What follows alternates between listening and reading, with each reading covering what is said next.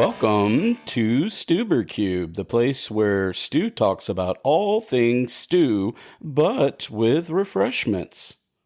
But with refreshments. I will be your host for this evening. Hi, this is Stu, and I'm joined, as always, by my other two, well, we love them. They're okay. Hosts. Well, you're okay. But let's talk about the one that we really like the most. Hi, May. I came out from underneath the sofa. I'm covered in dust bunnies. We know that life right now. So today, we're going to talk about something a bit more on the meta side of things, which maybe I enjoy to do personally. We do tend to gravitate or switch between where we're talking about a specific cube or a specific function within cube. Today, we're going to talk about archetypes, and we're going to make this fairly adjacent to Anthony's vintage power vintage cube, as we are getting very, very close to our UberCubeathon 2025. Very exciting.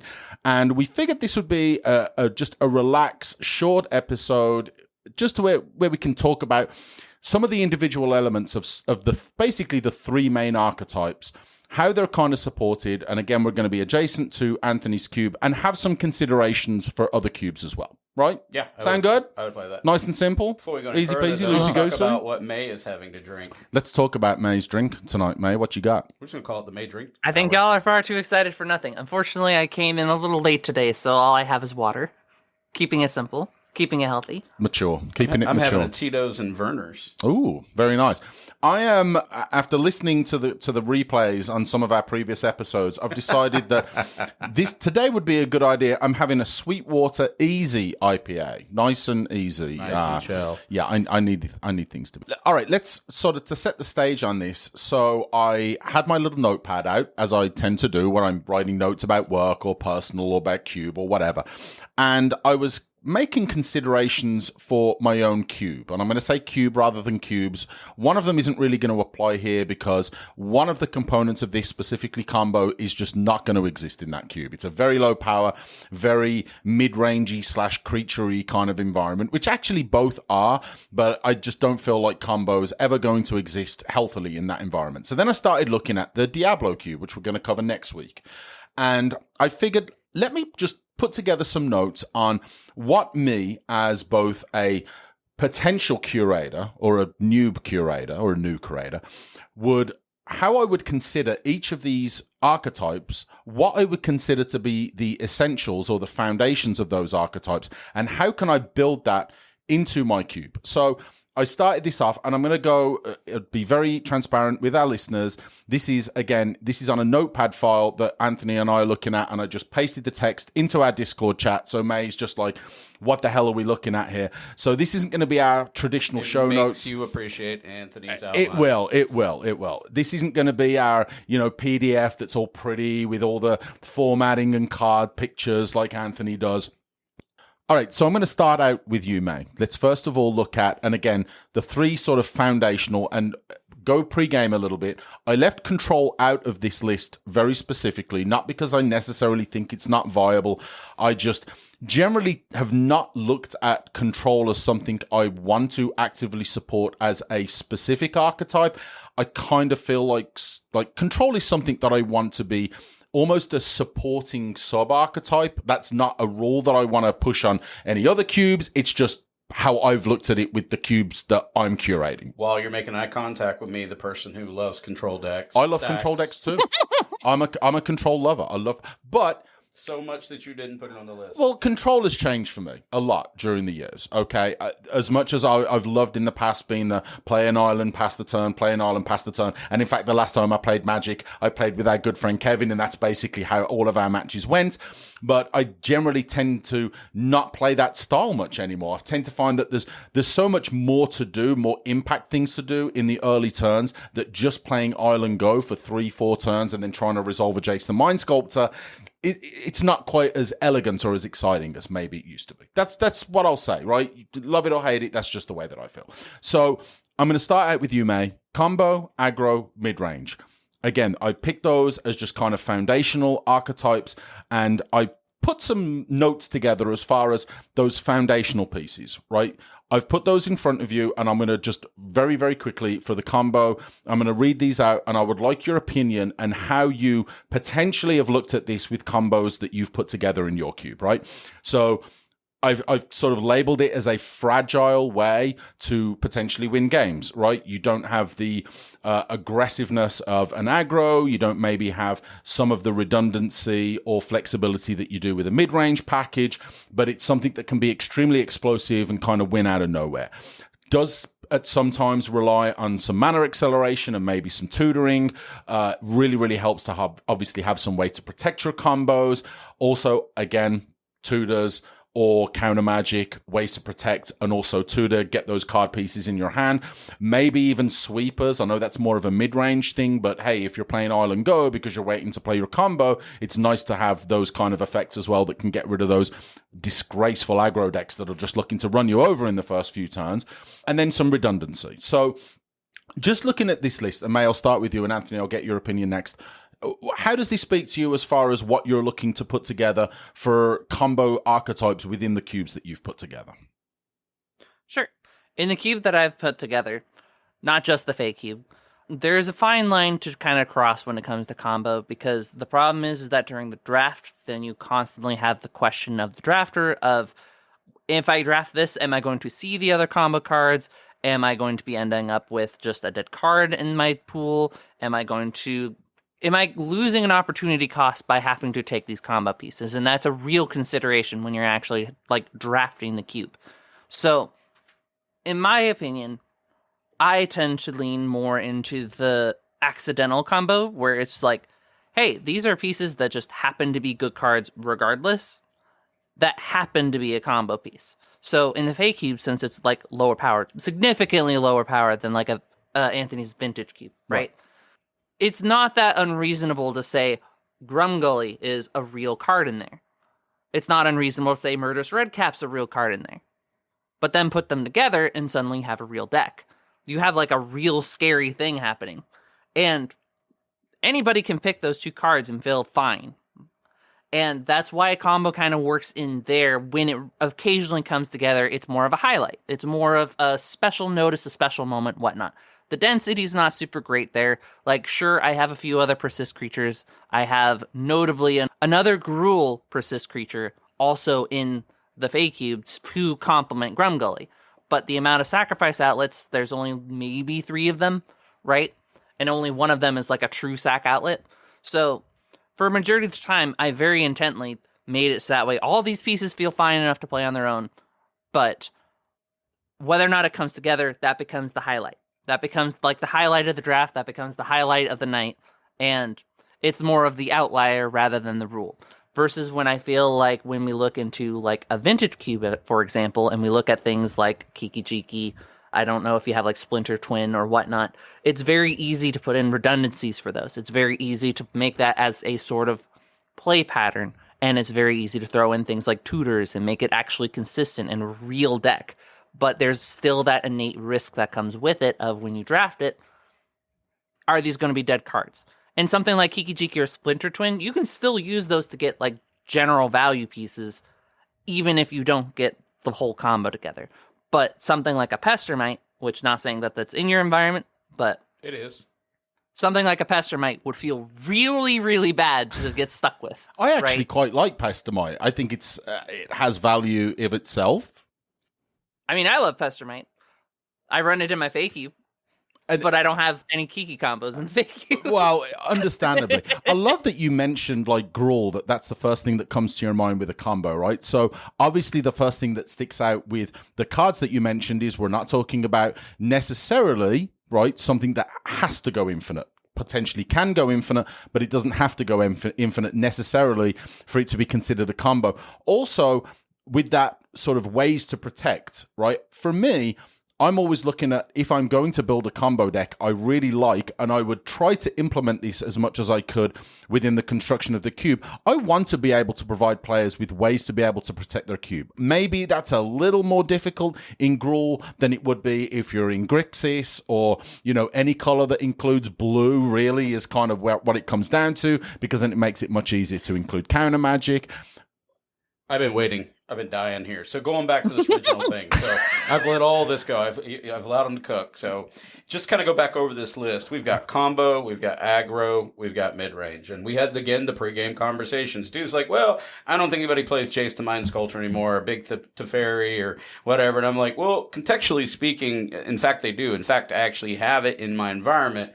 But as I'm listening to him cook, and he's talking about, I want to protect my combo. Well, he's doing that via control mechanisms or pieces of the control shell, and he's integrating it directly into the I want to win with my combo. So I want to counterpoint that based on all this conversation, even if it's not, I'm going to try to go the long haul with Jace the Mind Sculptor as my win con in Vintage Cube, which you certainly can, or Liliana of the Veil, or any of these pieces that might have been looked at, say, circa 5-6 years ago. Now we're looking at it now where you're getting these hybrid type decks. So if I have a Kiki twin deck, you have a lot of avenues you can travel down that path. You could do a Boros deck and put in like Resto Angel and play that direction. And you could put in Mana Tithe and these components and have a very light idea and some removal pieces. But if we went back to the Grixis shell that you're talking about or the Izzet shell, now we are going to fully integrate a lot of the pieces that would have been incorporated in the control shell. Sure. And when you're saying protect, you can continue to go. If that is your only draftable win con, and that does happen. That happens to me often. Sometimes you get lost in the sauce, right, May? And you draft and you're like, damn it, this is the only way I can win this game. This is where now you're going to incorporate the wraths and these things in order to stymie off those waves of little critters coming at you, turning sideways. I mean, I wanted to get my word in here as you just did these three groupings, but I think your control is completely interwoven now into your combo. You can't go all in. I mean, you can, but you're just pushing your chips in on the table, Vegas style. You are.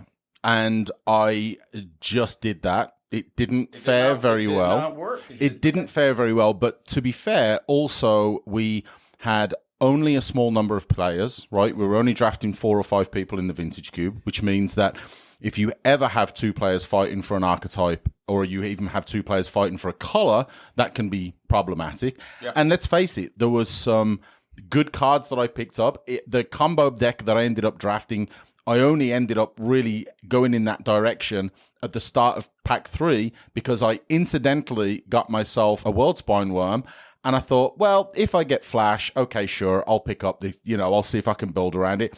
And I literally got Flash, pick one, pick 1, pack 3.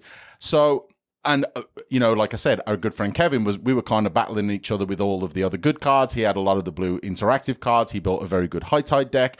But I kind of feel that that's a separate discussion for trying to build archetypes and trying to build combos that can work if you expect to draft your cube with lower than 8 players. Oh, yeah, that's fair. Let's go with this one more time as we do this mashup of combo and control. So if I'm going to run back to what I was saying about the kind of the mashup or the amalgamation, I could go all in with like a Kiki Twin or any iteration of that, right? Pestermite, etc. But at the same time, I can also comfortably put in back to the card that we were kind of deliberating on, and I don't get too hung up on this about cards like Jace the Mind Sculptor that I still run in my environment. I will still run that. 1 as a threat, 2 to pop smoke. And the reason why I'm going to say pop and smoke is if my ultimate line of winning is my completing of the Kiki Twin combo, yes, I am taking up card equity card slots within my deck that I have drafted. But at the same time, I want to have intentional, strategic, like additive distraction to my opponent. Until you've gotten into the thought seizes and you've started, get probing me and you started seeing my hand, unless you're sitting across from me, we're pretending we're building away from each other, which we do have a habit of building across from each other. But what I'm trying to say in a nutshell is that's secret information that I am trying to combo off. Until you know it, I'm trying to get my first win in, right?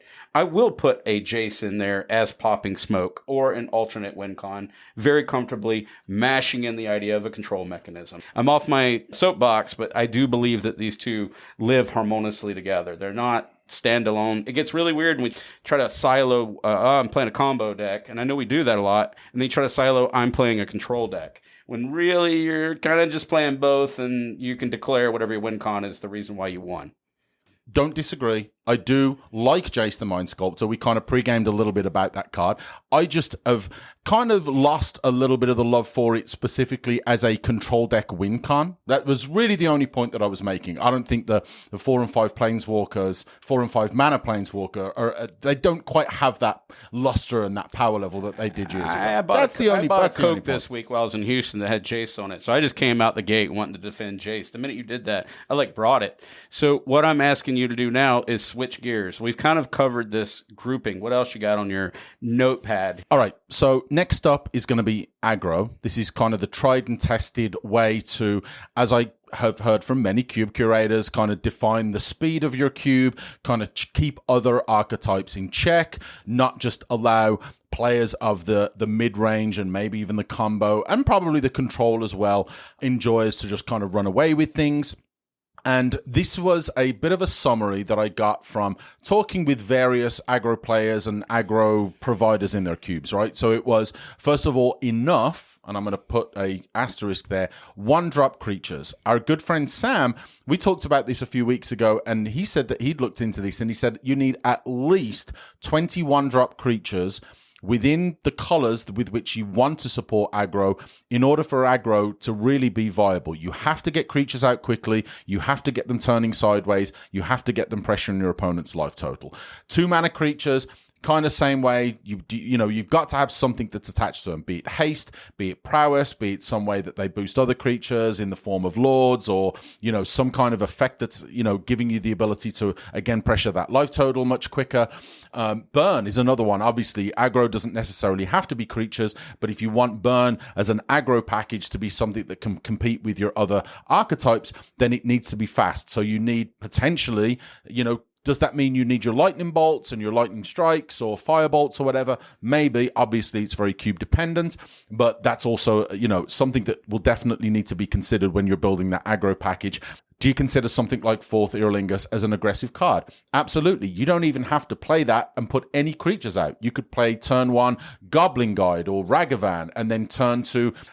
But you could pay 2 for 4th Earlingus, put no creatures out there, but you're still getting that Monarch effect from the creature hitting, right? Again, this is kind of aggro-specific in the form of Vintage Cube, but those are the kind of considerations that you have to have. Anthony, we've kind of gone over your aggro package in your Vintage Cube. I don't want to say that I've torn it to pieces, but I've definitely had some opinions about it. Regency bias, completely loaded. So Stu, I don't know if you guys know this, completely hates aggro in any form. I want to come back to something he kind of went over like a speed bump. I'm letting Stu cook today. Today is Stu's episode. We agreed Stu gets his first episode. He's pretty excited. It's He's not been my working first on it, episode. Working on it for weeks. It's writes my it in second. Notepad, completely prepped. There you go. But let's go back to kind of he just kind of speed bumped over it. 20 plus, that's our buddy Sam's idea. Got to have 1-drops in there in order to support a true aggro package. A lot of that comes from hypergeometric distributions. That's what they're doing there. They're looking at the probability that you will draw that card, and that through that dispersion amongst those 8 players, there's enough density within that cube that players can sink their teeth into it. So if we do that, we use that, and we run a singleton environment, which we do, and we're focusing on right now conversationally my Power Vintage Cube, UberBear's Power Vintage Cube, that'll be featured at UberCubeathon. You will get cards that the card quality will kind of, I guess, step back a notch. Like, say, Isamaru, Hound of Kondo, or whatever, that was the 1-drop, 1 planes, 2/2. At the end of the day, it's a 2/2 for 1. It's a shock on a stick that keeps turning sideways. The same as any Dragon Hunter. The same as any version of this card repeated 20 times. Some of them just have additional text on them. You get a little bit more out of them, but I would say the majority of the time for those 1-drops, the 2/1s turning sideways as we know it, that the people get excited about them. Oftentimes they make the top list of all vintage cubes whenever they come out with these top ranking lists. It's because we're excited to get rid of the vanilla ones and put in one that has more words on it than in that absolutely weird little happenstance that you pull off that one little thing, say with, what is it, like the new grease wrench goblin or whatever, that has this, whenever the gas runs out on this critter, you can do something different. At the end of the day, they're all Savannah Lions. They just want to shove in a bunch of Savannah Lions so that you get the distribution so the aggro player is happy. That's it. That's it. Drop mic. That's it. There's So no that's other reason. it. There's no depth in We're this. not even considering burn. We're not considering Those are all supplemental lord characteristics at this effects. point. We're not considering the potential for other modifiers. And I will say, I don't disagree with you. And one thing, so I'll reference a card specifically that when I first saw it, I don't dislike it, but the luster has kind of gone out of it for me, and that is Luminarch Aspirant. So this is 1 and a white, creature human cleric, comes in as a 1/1. At the beginning of combat on your turn, put a +1/+1 counter on target creature you control. This is a pretty darn good card, right? But I will say, when I first saw it, I thought this card was like pick one, pack oneable, absolutely nuclear bomb. But I generally think I did overrate this card a little bit. And as time has gone on, my opinion of it has lowered. I still think it's a very good card. I actually think this is a card that if I'm building a white-red or even mono-white aggro deck, I'm very, very, very happy to have in my deck. Am I absolutely going to go out of my way? Am I going to pick it over, a Ragavan, or am I going to pick it over even an Othari nowadays? Probably not. But to me, it just is a great representation of an aggro card. It's 2 mana to grow your creatures. It's 2 mana and it can absolutely demand an answer if it's not, if the game goes a few turns. So does a ham sandwich. I love me a ham sandwich. I like a good ham sandwich. May has a thought. All right. So, time for me to be the odd one out here. Go ahead. I actually think that aggro is a lot more complex than we tend to give it credit. There's a little bit more going on than just, hey, it's a pile of Savannah Lions with upside. Is it though? There is an opportunity cost to your deck. Okay? You have to keep in mind that when it comes to designing aggro, whether it's as a cube curator or as an actual player, when you are building your aggro deck, every slot in your deck needs to do the most efficient thing.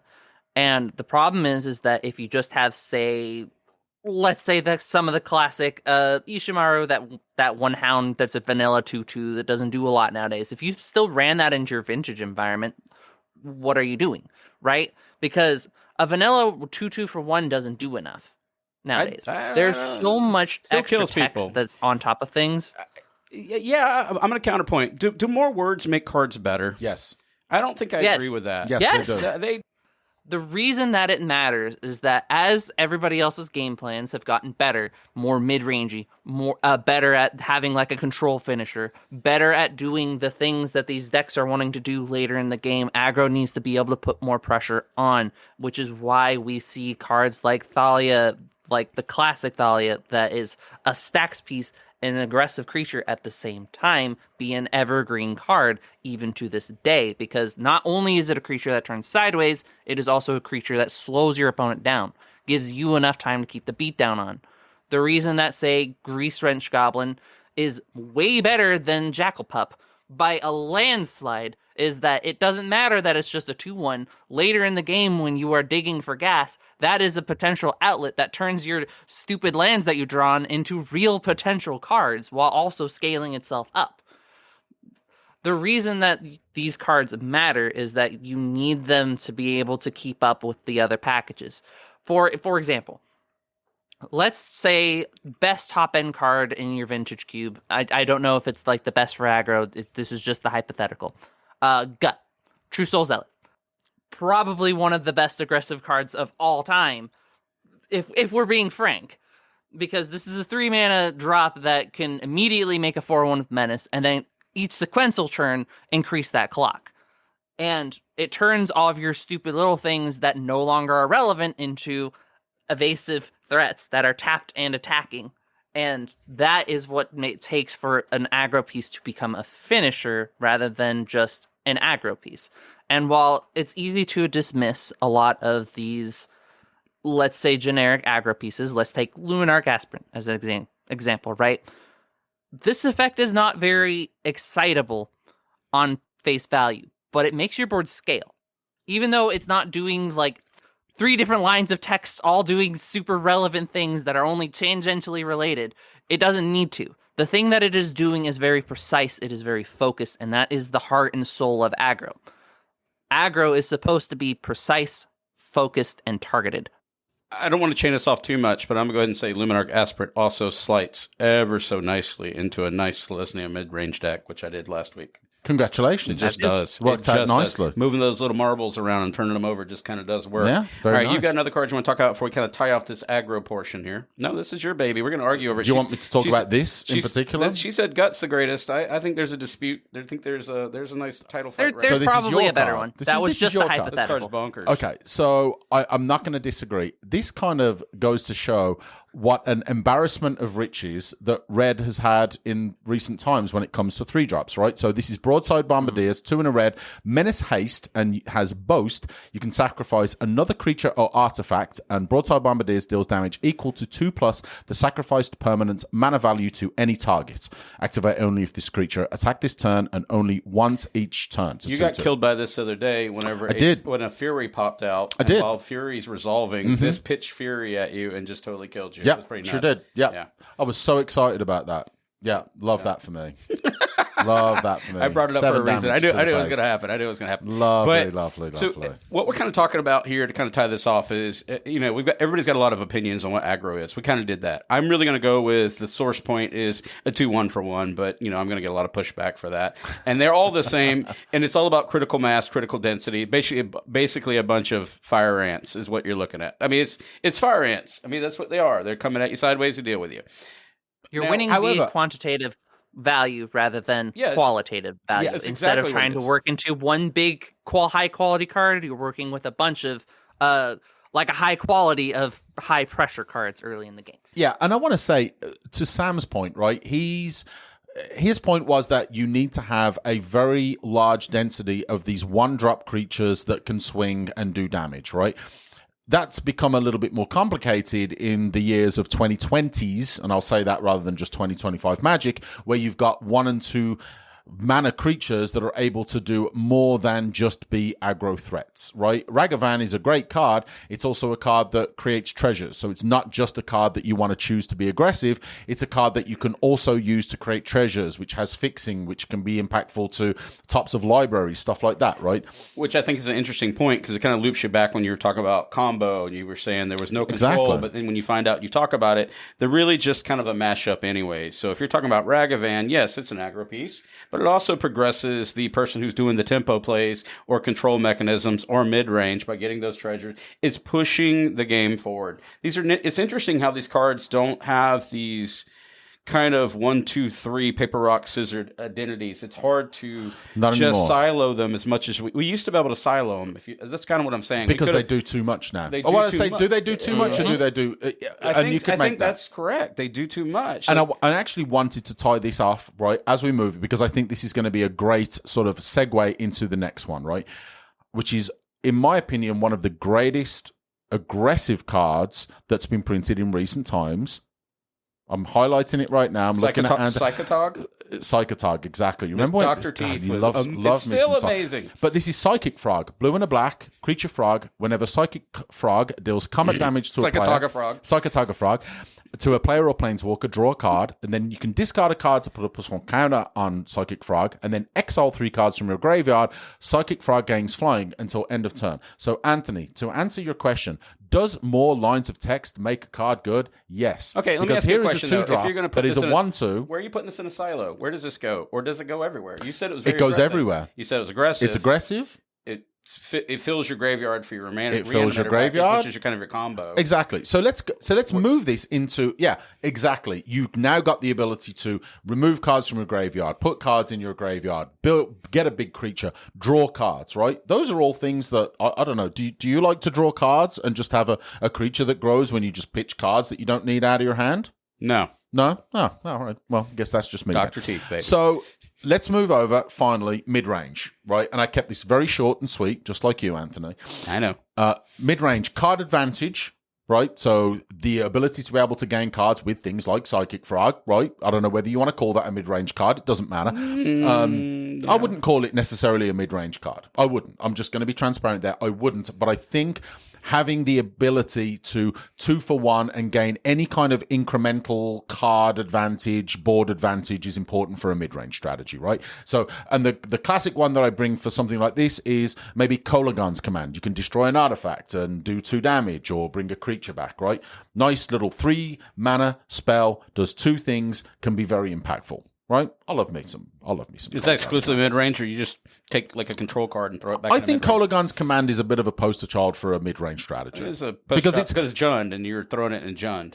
But you can Jund is kind of the poster child for mid range. You throw that into Grixis, now it's a control element.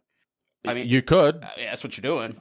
I mean, you can do that. It's got command on it. It's got a lot of things going on. It's hard to do that. You can't really put those. If I'm going mid range, I'm going to go back to Luminarch Aspirant. It's the low end of my mid range, even though I know we're going to call it an aggro card. It's not even remotely a mid range. It is. It's going to put counters on my questing beast. That's how I use those cards. I just did it in Selesnya package. Selesnya. The fact that it can put a +1/+1 counter on a creature does not make it a mid range. It makes them gradually more threatening. That's how I utilize it. I used it to put counters on my Batterskull. I'd really like us to just have an episode where we just kind of talk about like Selesnya? What people's idea of mid-range is, right? Because I feel like everybody kind of like talks about mid-range. We have this kind of grasping idea of what mid-range is. We have somewhat of a target, but it's so interesting hearing just how vastly different people's opinions on what mid-range's role is supposed to be. But we all tend to agree that it starts at my cards generate more value than my opponents. There you go. Question for the community. May just asked it. We're going to put it out. I'll throw it up on the Twitter versus, X versus, whatever versus, Bluesky versus. I'll get this out there, but that's a good question. I want to know what mid-range means to you, because I think if we go back to, and I'll include all this in the show notes, I will push it into our Discord. That's a great question, because this is something you can see we're deliberating on some of these different components. Stu's got it distilled down to card advantage, 2-for-1, sweepers, big creatures for cheap. We'll say questing beast, planeswalkers, which I totally agree with. I did not have anything to do with questing beast on this mid-range list. It should be there though. And hand disruption. Think so? I can't tell if you're junding it out or what are you doing here. You've got a weird mixture. I think that's where we're landing. I don't think if you include some of the extremely, let's say, big signposts for Jund, right? If I go back and I think about all those very, very successful modern, certainly, Jund decks from back in the day and how they won games, it was things like Liliana of the Veil. It was planeswalkers that generated constant incremental value. It was hand disruption, stripping away your opponent's most important cards with things like Thoughtseize and Duress and Inquisition of Kozilek. It was 2-for-1ing your opponent. It was generating, and Jund did that so efficiently because it was able to so effectively and so consistently, just slightly, even if just a little bit, in the most difficult matchups, it was able to just generate enough value on a card-for-card basis to be able to get, it wasn't looking for, I'm going to be 50% to the win because I've got a combo that can win in the first 2 or 3 turns. It was, I don't care if this game goes 30 turns, I'm going to win because every turn I'm going to get 0.5% or 1% or 0.25% of extra value, and that's going to be enough. So to kind of help tie all of our loose themes together, Stu's fever dream on Notepad. Yeah, it is. But Stu, I see your vision. I see what you're going with, and I think that the question on everybody's minds at this point is, what is the relevance of us talking about this? Yes. What is the relevance that brings all of this together? And the reality is that there is a sort of rock, paper, scissors that can exist within your environment, and how you curate that is going to be how you address how strong, how consistent each of these packages are. And they have a direct influence on each other, and I feel like that when you're either identifying an environment for the first time, or you're just trying to get into a draft and trying to take your best guess off of like your first pack and being like, what can I expect? Or if you're just a cube curator looking to improve your environment, you are looking for those cues of saying, what are the strong cues that lead me into combo, aggro, mid-range, or some combination? Like, what is bringing me into, say, a tempo deck? for example. And I know that there's the whole argument to be made of, what is tempo? Can anybody even Ninjas. describe it? But to tie off my point is that when you are identifying each of these things within your environment, within the colors, whatnot, it's not always just a strict matter of, these specific colors are my aggro package. These specific colors have my combo package and whatnot. It's a matter of how do those cards relate to that deck within that environment. And being able to identify that is a good part to strengthen. And I kind of want to just do this real quick. I know we're closing out. There was a distillation that he did on his list as we talked about combo, aggro, mid-range. And I know we're going to say combo was kind of conflated with the idea of control. But he was basically saying a lot of the ideas with combo were essentially fragile. You had to protect it. You had sweepers. You had to have redundancy. If we just distilled it down. Then he was saying aggro, we kind of deliberated a little bit with like it's 2 1s for 1s and supported by burn. What is aggro? We've talked about this before. Mid-range is kind of the weird duck. We talked about where does it begin? Where does it end? Where does it suddenly tie off? Where does that planeswalker no longer feel like a mid-range card and then breaches over into the air quotes control sector, if you will, right? So I think this is a great opportunity to get some community feedback to this particular episode on how you define these different classes. If you had to distill them down in your own words, we would love to hear from you. And so that we can talk about it on an episode, because we're trying to land it's a moving target. And I think another thing that was interesting when I pushed back and I talked about the Savannah Lions and is less text better kind of conversation. As we've put more text on these cards, you talked about Psychic Frog and you talked about Ragavan as 2 examples of cards that now kind of get this mashup, whether you like it or not, and they can breach over to other decks. They don't feel so linear. They have kind of an array built about them. Even when you cited Kolagon's Command and you felt that was mid-rangey, I'm sure someone was literally clenching their teeth going, I run that in my blah, blah, blah commander deck that's control. It just because they have so many options. We talked about this during modal spells, the modality of these cards, the arrays of these cards, add more text to them. Now we can't just silo them so cleanly. So I think as a community, frankly, we're going to end up having people that are going to have these little tabletop type of deliberations going, that's an aggro card, that's a mid-range card. I don't think it's going to happen. Yeah, it is, but I don't seriously think anyone can, even if you say I'm going to have this deck, right? Even you brought up the awful thing of commander deck. How dare you, Anthony? I did it. Oh my gosh. But even if you're going to say I have this in my commander deck that is a control deck, that still doesn't diminish the fact that that card is a powerful combo card or a powerful mid-range card. Like, those cards do exist across multiple spectrums, across maybe the whole spectrum if you're a bloody Psychic Frog. Let's face it, it's 2025 and you've got cards like that kind of, they do a lot for 2 mana. So, but yeah, interesting discussion. All right, first of all, a huge thanks, as always, to our Patreons, to Patrick, Jeff, Nick, Chris, Timber Dragon, Brian, Keaton, Lord Justice, Nick, Preston, and Sam. Big thank you to all of you guys for helping us keep the lights on. Really does go a long way. Really want to, again, as we've done the last few weeks, push hard for our UberCubeathon 2025 here in North Carolina at the Gathering Place in Chapel Hill. 64 players, 17 cubes. We have Swiss prizes. The prizes are absolutely out of control. There is a beautifully altered tiger, as well as some other signed foil cards. Cannot really state just how excited we are about what is at stake here for this event. It's really going to be fantastic. Again, April 26th at the Gathering Place here in Chapel Hill, North Carolina. We have a link to the event that we're going to put in our Discord. We look forward to seeing you guys there. If you're local, then please come along and it'll be a great event. We are a TCG affiliate. We have links in our show notes. If you want to come check us out and support the show, then you can go and order your cards for your cube, or, again, order your Black Lotuses. Use that link. We would appreciate it. Paladin. Get your Southern Paladins. Get your Jovans. You go get them. Your Time Walks right now. If you want to get on the discussion at facebook.com/groups/MTGCube, where Anthony here is an administrator. You know what that does to your, anyway. Over 1,000 members there. A lot of great conversation. Inkedgaming.com/UberCube. Go and check them out.